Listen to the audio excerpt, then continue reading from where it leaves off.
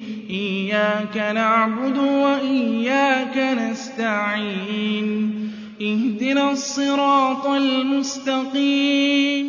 الحمد للہ رب العالمین والصلاة والسلام علی سید المرسلین وعلی آلہ وصحبہ اجمعین۔ سورۃ الرعد قرآن مجید کی 13ویں سورت ہے، 43 آیات پر مشتمل ایک مکی سورت۔ بعض علماء نے یہ بات لکھی ہے کہ یہ ایک مدنی سورت ہے، لیکن اس کے لیے کوئی مثبوت خارجی یا داخلی دلیل نہیں پائی جاتی۔ سورت کے مضامین کا جب جائزہ لیا جائے تو آپ دیکھیں گے کہ اس میں کوئی اشارہ بھی ایسا نہیں ہے جس سے معلوم ہوتا ہو کہ یہ ایک مدنی صورت ہے، بلکہ مکر کا لفظ یہاں استعمال ہوا ہے، اور اس سے معلوم ہوتا ہے کہ یہ سازشوں کے دور میں نازل ہوئی ہے، اور وہی 11، 12، 13 نبوی آخری زمانہ رسول اللہ صلی اللہ علیہ وسلم کے قیام مکہ کا۔ تو سورہ یوسف کے بعد ہی نازل ہوئی ہوگی غالباً، اور جب حق و باطل کی کشمکش عروج پر تھی، اور یہاں حق و باطل کا لفظ بڑا معنی خیز ہے۔ یہ دونوں الفاظ اس صورت کے اندر استعمال کیے گئے ہیں۔ اب آ جائیے بلاغت کے اعتبار سے، اپنے مخصوص الفاظ اور ڈکشن کے اعتبار سے، فواصل یعنی قافیوں کے اعتبار سے، آفاق و انفس کے محکم دلائل کے لحاظ سے یہ ایک منفرد لب و لہجہ رکھنے والی صورت ہے، اور آپ یہ محسوس کریں گے کہ یہ صورت قاف سے ملتی جلتی ایک ایجاز پر مشتمل صورت ہے، اور نہایت پرتاثیر ہے۔ کچھ کتابی ربط پر ہم گفتگو کرتے ہیں۔ سورہ یوسف میں حضرت یوسف علیہ السلام کے حق پر ہونے اور حضرت یوسف کے بھائیوں کے غلط ہونے پر استدلال تھا۔ یہاں قصے کے بجائے عقلی اور آفاقی دلیلیں فراہم کی گئی ہیں، اور بتایا گیا ہے، ثابت کیا گیا ہے کہ توحید حق ہے اور شرک باطل۔ پچھلی صورت میں رسول اللہ صلی اللہ علیہ وسلم کی دعوت کو علی بصیرہ توحید کی دعوت کہا گیا تھا۔ یہاں پر تینوں مضامین کی دعوت ہے، توحید کی دعوت بھی ہے، رسول صلی اللہ علیہ وسلم کی رسالت کی بھی دعوت ہے، اور آخرت کی دعوت بھی ہے، اور نہایت مؤثر انداز میں اسے پیش کیا گیا۔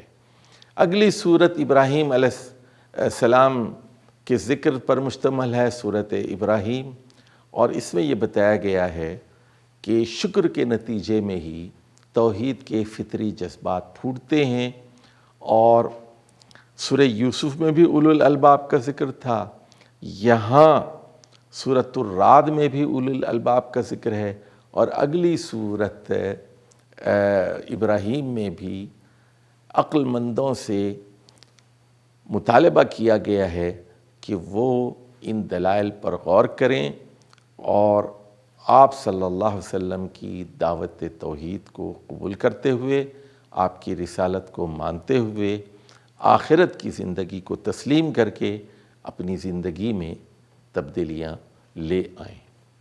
اب ہم بات کرتے ہیں سورۃ الرعد کے کچھ اہم مضامین پر۔ توحید ربوبیت، توحید الوہیت اور ایمان بالآخر اس کے اہم ترین موضوعات ہیں۔ ذرا ہم آیت نمبر 2 کا جائزہ لیتے ہیں کہ کس طرح قرآن مجید اپنی دلیلوں کو سامنے رکھتا ہے۔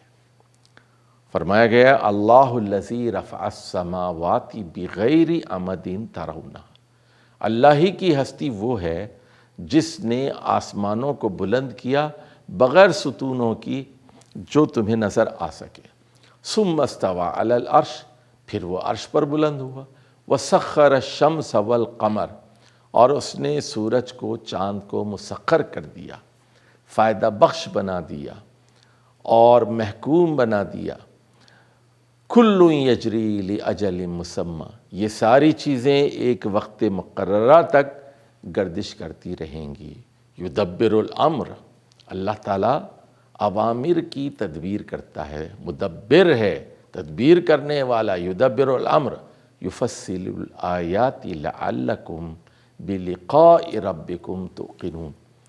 تو ان دلائل کی تفصیل آپ لوگوں کو اس لیے بتائی جا رہی ہے کہ امید کی جاتی ہے کہ آپ اپنے پالنے والے رب سے ملاقات پر یقین کر لیں گے۔ دیکھیے لعلکم بلقاء ربکم توقنون کا یہ جو آخری ٹکڑا ہے، یہ کہہ رہا ہے کہ اس وقت تو آپ آخرت کو نہیں مانتے، لیکن ان دلائل کے بعد شاید آپ مان لیں۔ دیکھیے وہ کتنا بڑا عظیم خدا ہے جو آسمانوں کو بلند کرتا ہے، جو عرش پر مستوی ہے، جس نے آپ لوگوں کے لیے چاند اور سورج کو مسخر کر کے فائدہ بخش بنا کر انہیں گھما رہا ہے لٹو کی طرح، اور وہ تدبیریں کر رہا ہے، اوامر کر رہا ہے۔ تو اس کے بعد بھی آپ اللہ کی قدرت اور طاقت کو تسلیم نہیں کرتے کہ وہ قیامت برپا کرے گا۔ اسی طرح آپ ذرا آیت نمبر 3 کا جائزہ لیجیے۔ اللہ کے تعارف ہی میں یہ بات بتائی جا رہی ہے، هو الذی مد الارض، اللہ ہی کی ہستی ہے جس نے زمین کو پھیلایا، وجعل فیہا رواسی وانہارا، اور اس کے اندر نہریں رکھ دیں، پہاڑ رکھ دیے، ومن کل الثمرات، اور ہر قسم کے پھل رکھ دیے، جعل فیہا زوجین اثنین، اور اس کی جوڑ جوڑ چیزیں رکھ دی، یغشی اللیل النہار، تو دن پر رات کو ڈھانپ دیتا ہے، ان فی ذالک لآیات لقوم یتفکرون۔ تو ان دلائل کے اندر سامان ہے ان لوگوں کے لیے جو غور و فکر سے کام لیتے ہیں، یعنی اللہ کی طاقت کو سمجھو، زمین کو پھیلانے والا، زمین کے اندر پہاڑوں کو اور نہروں کو رکھنے والا، ہر قسم کے پھل جوڑ جوڑ رکھنے والا، رات اور دن کے نظام کا برپا کرنے والا، تو کیا تمہیں اللہ کی قدرت، طاقت اور حکمت کی دلیلیں نہیں ملتی؟ اسی طرح دیکھیے آیت نمبر 4 میں وَفِي الْأَرْضِ قِطَعٌ مُتَجَاوِرَاتٌ، ذرا غور تو کرو، زمین کے اندر 2 کیاریاں ہیں، 2 زمین کے ٹکڑے ہیں، اور وہ ساتھ ساتھ ملے ہوئے ہیں، وَجَنَّاتٍ مِّنْ أَعْنَابٍ وَزَرْعٍ، اور اس کے اندر باغات ہیں انگور کے، اور اس میں کھیتی ہے، وَنَخِيلٍ صِنْوَانٌ وَغَيْرُ صِنْوَانٍ، نخیل صنوان وغیر صنوان، تو اس میں کھجور کے درخت ہیں، اکھیرے بھی اور دوہرے بھی، یسقا بماء واحد، یہ جو 2 کھیت ہیں ساتھ ساتھ ہیں، اس میں مختلف قسم کے پھل اور سبزیاں اور دوسرے چیزیں اس میں لگی ہوئی ہیں۔ إِيَّاكَ نَعْبُدُ وَإِيَّاكَ نَسْتَعِينُ اهْدِنَا الصِّرَاطَ الْمُسْتَقِيمَ